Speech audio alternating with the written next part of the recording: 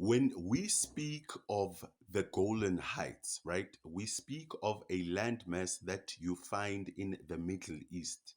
This specific landmass intercepts about three countries, right? Number one, it is Syria. Number two, it is Lebanon. Number three, it is Jordan. Now, when you measure the Golan Heights, right, when we look at its area, it is believed to be about 1,200 square kilometers in size, right? It is said that if you measure that landmass, right, from north to south, it is about 71 kilometers. And if you actually measure it from east to west, from their furthest points, it stands at about 43 kilometers. So it's really not a big piece of real estate, but it is a crucial piece of land that you find in the Middle East because of the basic altitude that the Golan Heights exists in, right?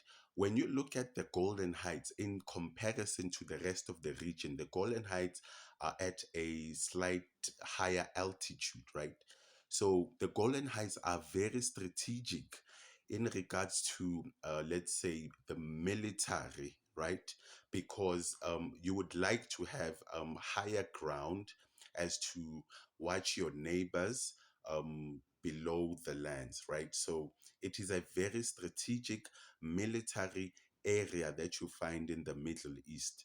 It is also a political strategic area that you find in the Middle East because it is where a number of countries intercept, right?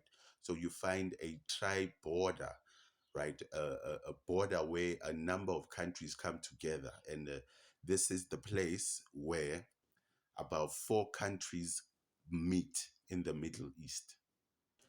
Now, during the Six-Day War, right, that occurred in June of 1967, right, Israel managed to take a whole lot of land from a number of Arab countries, right?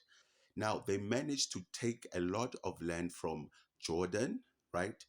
They also managed to take a lot of land that belonged to Syria, but land that belongs to Syria that you find in the Golan Heights, right?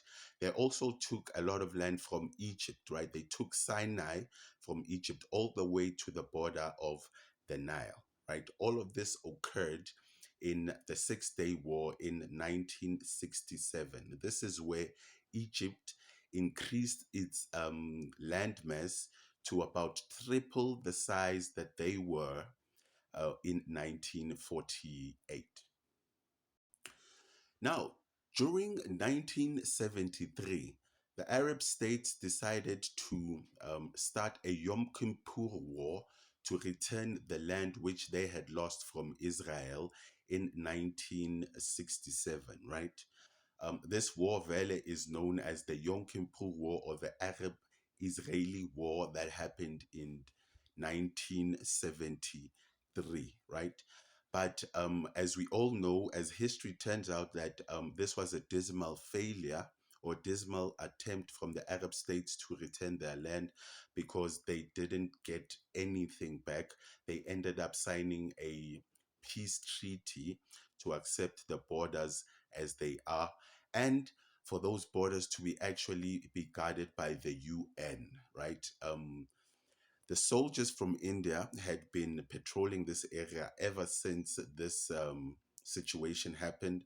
And I believe they've handled it very well because not major fights have been happening since the 70s around this area. So big ups to the Indian soldiers that work for the UN. The Golan was eventually annexed by Israel in 1981, right? Which officially made it a real estate or a piece of land, right, that belonged to Israel. In 25 March of 2019, right, Trump basically officially recognized the Golan Heights as belonging to Israel, but this was rejected unanimously by nation members of the United Nations, right? Not recognizing the Golan Heights, right, as belonging to Israel.